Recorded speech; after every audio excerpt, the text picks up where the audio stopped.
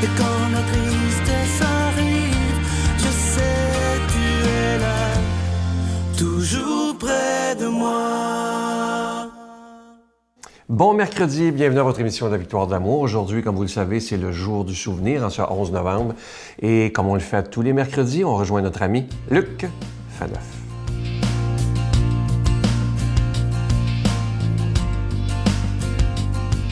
Bonjour, merci d'être là. Nous sommes au mois de novembre. Et évidemment, s'il y a un mois dans l'année où, avant la grande fête, l'avant la grande fête de Noël, qui est déjà une grande fête d'espérance, s'il y a un moment dans l'année où on peut réfléchir aux choses, je dirais, un peu plus sérieuses, pour ne pas dire tragiques, du moins en apparence, la mort, c'est bien le mois de novembre. Donc, j'ai choisi un gazouillis qui, lui, n'a pas été écrit au mois de novembre, mais au mois de juin dernier, un gazouillis du pape François, qui, évidemment, nous apprend l'Évangile, n'est-ce pas, à la mode François. Un texte qui va nous faire réfléchir, sur la mort, mais attention, pas la mort physique, mais bien la mort spirituelle. Écoutons-le, c'est tout court. Il y a des gens en vie, mais qui sont morts.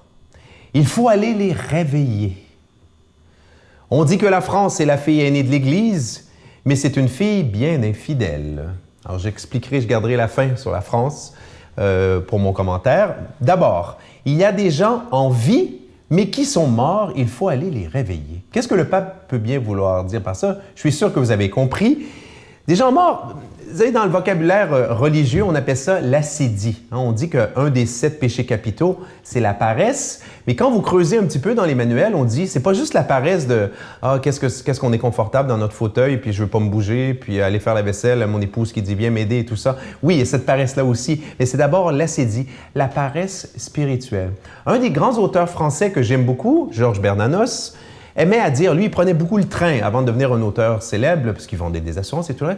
Il a dit un jour dans un de ses romans, il dit « J'aurais passé ma vie à fréquenter des gens qui mourront sans savoir qu'ils avaient une âme. » Cette phrase-là, je l'ai lue, j'avais la jeune vingtaine, ça m'a beaucoup marqué.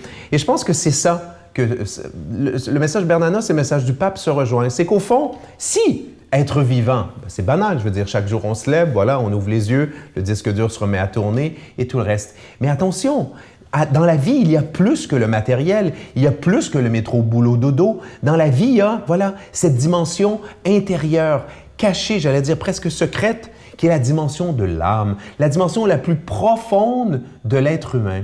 Et il est tellement facile, parce que là, je ne veux pas juger personne, il est tellement facile dans la vie d'oublier qu'on a une âme, d'oublier qu'il faut se donner du temps à soi, mais le soi profond, du temps d'écoute, du temps de prière, du temps où on s'arrête, n'est-ce pas, pour vivre cette expérience-là de descente en soi, pour aller à la rencontre de Dieu. Et c'est ça que veut dire le pape. Il y a beaucoup de gens en vie, en apparence aussi, physiquement, mais qui sont morts. Donc, attention aussi, quand il dit « il faut les réveiller par l'évangélisation ».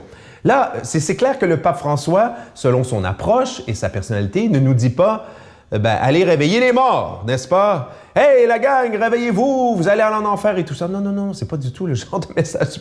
Vous savez bien en l'écoutant, depuis son élection, qu'il dit allez vers les gens, allez vers les périphéries, mais approchez-vous d'eux, ayez leur odeur, aimez-les, marchez avec eux, écoutez-les. C'est comme ça que, petit à petit, on réveille les gens, on les sort de leur, je dirais, endormissement spirituel. Donc, merci à ce pape qui nous fait réfléchir sur cette acédie spirituelle. Notre Père qui es aux cieux, que ton nom soit sanctifié, que ton règne vienne, que ta volonté soit faite sur la terre comme au ciel. Donne-nous aujourd'hui notre pain de ce jour. Pardonne-nous nos offenses comme nous pardonnons à ceux qui nous ont offensés. Ne nous laisse pas entrer en tentation, mais délivre-nous du mal, car c'est à toi qu'appartient le règne, la puissance et la gloire pour les siècles des siècles. Amen. La Victoire de l'amour vous invite à une retraite spirituelle à Edmundston, Nouveau-Brunswick, les 13, 14 et 15 novembre 2015 sous le thème « Dieu est miséricorde, il espère et pardonne ». venez vivre des moments de ressourcement inoubliables en compagnie de l'abbé Robert Lemire, Sœur Angèle, le docteur Gilles Lapointe, Sylvain Charon et Miguel Padilla à l'hôtel Four Points by Sheraton à Edmundston. Réservez rapidement à notre bureau au 514-523-4433 ou sans frais au 1-888-811-92-91. Venez vivre une fin de semaine exceptionnelle, remplie d'amour, de paix et de joie. Comme je vous le disais la semaine dernière, je suis tellement content de vous parler de ce bel ange de Noël. À tous les mois de novembre, on a une collection. Cette année, c'est la collection 2015. Je sais qu'il y en a parmi vous qui les avez depuis quelques années déjà. Alors, cette année, il est beau, pas à peu près. On l'a fait faire sur mesure. Vous ne le trouverez pas ailleurs. C'est vraiment fait à la main pour la victoire de l'amour. Il est plaqué argent, orné de zircon. Il est en épinglette et évidemment qu'il est déjà béni. Je vous rappelle que vous le recevrez avec un don de 25 $. Et si vous en voulez deux, parce que ça se donne vraiment bien en cadeau pour la période de Noël, c'est avec un don de 40 $. Et je vous rappelle également que vous recevrez un reçu pour fin d'impôt. Moi, je veux vous remercier de tout cœur de votre grande générosité. Vous savez que c'est grâce à votre prière soutenue, à vos dons, qu'on peut continuer, après plus de 20 ans, d'annoncer la parole de Dieu par la télévision, par Internet, par tous les moyens modernes, sur la tablette, sur les téléphones intelligents. Alors, merci de tout cœur. Je vous donne l'adresse. La Victoire de l'Amour, casier postal 120, succursale Boucherville à Boucherville, le J4B 5E6, je vous la redonne. La Victoire de l'Amour, casier postal 120, succursale Boucherville à Boucherville, le J4B 5E6. Également par téléphone, par carte de crédit du lundi au vendredi de 8h30 à 16h30 dans le 514-523-4433, 523-4433 ou sans frais, le 1-888-811-9291, 1-888-811-9291 et aussi sur notre site Internet, Vous savez que c'est une façon très sécuritaire de faire des dons par Internet. C'est le www.lavictoiredelamour.org. Merci de tout cœur de votre grande générosité. Merci aussi de me porter dans votre prière. C'est tellement important.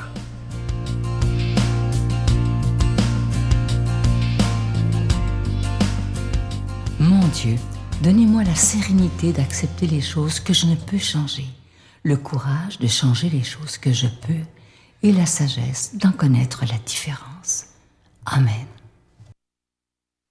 Aujourd'hui, pour la proclamation de la parole de Dieu, je l'appelle toujours le passionné de la parole de Dieu, l'abbé Robert Lemire.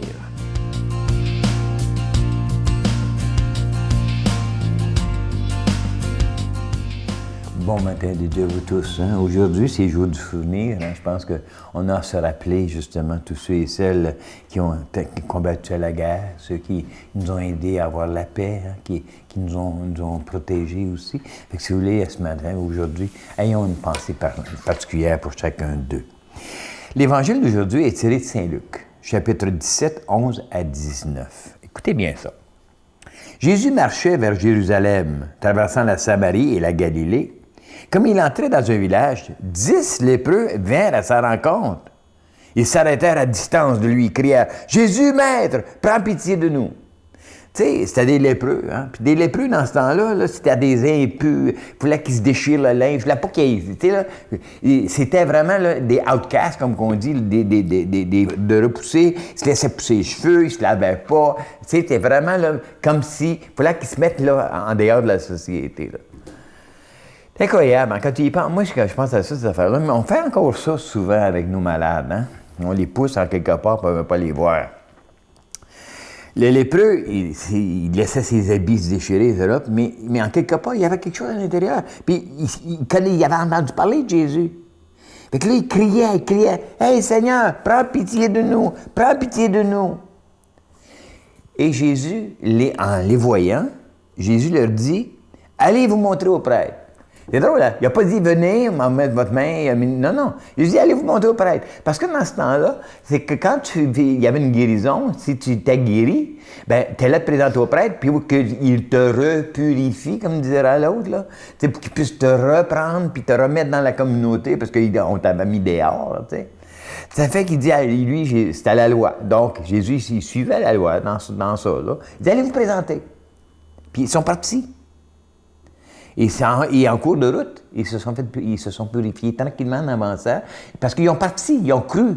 Puis qu'ils ont parti, ils ont dit, on va y aller. Puis parce qu'ils ont cru, tranquillement, il guérissait en s'en allant sur la route. Écoute bien ça. L'un d'eux, voyant qu'il était guéri, revint sur ses pas en glorifiant Dieu à pleine voix. Au lieu d'aller se présenter auprès, il dit « Hey, moi, je suis guéri, je n'irai me présenter après, je m'en vais aller remercier, je vais aller rendre grâce pour ce que j'avais reçu en cheminant dans ma vie. » OK? Et quand il est arrivé, il se jeta face contre terre aux pieds de Jésus et lui dit « Je te rends grâce, Seigneur. » Il a rendu grâce, il a remercié pour ce que... Puis écoute bien le petit mot niaiseux. Or, c'était un Samaritain. Or, c'était un païen. Or, c'était un gay. Or, c'était un divorcé remarié. Or, c'était quelqu'un qu'on avait mis de côté. Alors Jésus demanda, est-ce que tous les autres n'ont pas été purifiés? Et les 9 autres, où sont-ils? On ne les a pas vus revenir pour rendre grâce à Dieu. Comment se fait-il que c'est un comme ça? Celui qu'on a mis de côté, celui qu'on a jeté dehors, qu'on ne voulait rien savoir, qu'on ne voulait pas donner l'Eucharistie. Comment se fait-il que c'est or? Moi, c'est ça que j'ai trouvé extraordinaire. C'est drôle, hein? Nous, les bien priants, tu sais, là, on rend grâce rarement au Seigneur, mais on juge les autres. Puis pourtant, souvent, c'est eux autres. Puis moi, j'ai trouvé ça tellement extraordinaire.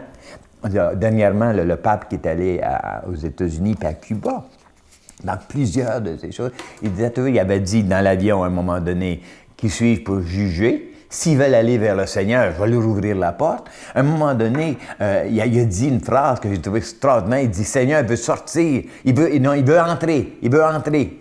Puis là, il cogne à la porte. Puis c'est parce que, écoutez ça, il a dit, c'est pas parce qu'il veut rentrer dans l'église, il veut sortir sur le terrain. Il va aller voir les autres. Il va aller voir les personnes qui ont... Puis as-tu remarqué, le pape, il allait voir toutes ces personnes-là. Puis il est allé voir des gays, puis il est allé voir des divorcés, puis il est allé voir tout ce beau monde-là. Comprends-tu?